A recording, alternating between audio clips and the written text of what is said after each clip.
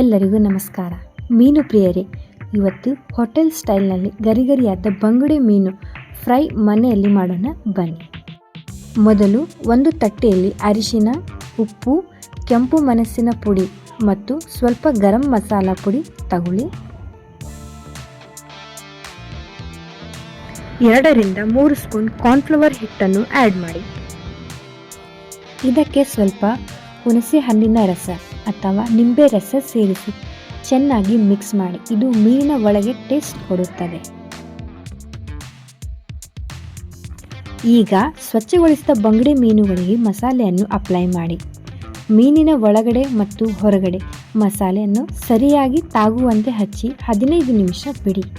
ಆಮೇಲೆ ಬಿಸಿ ಬಿಸಿ ಎಣ್ಣೆಯಲ್ಲಿ ಮಸಾಲೆ ಹಚ್ಚಿದ ಮೀನನ್ನು ಹಾಕಿ 2 ಕಡೆ ಕೆಂಪಾಗುವಂತೆ ಫ್ರೈ ಮಾಡಿ. ನಂತರ ನೋಡಿ, ಬಿಸಿ ಬಿಸಿ ಬಂಗುಡೆ ಫ್ರೈ ರೆಡಿ. ಈ ರೆಸಿಪಿ ಇಷ್ಟವಾದರೆ ಲೈಕ್ ಮಾಡಿ ಮತ್ತು ಶೇರ್ ಮಾಡಿ.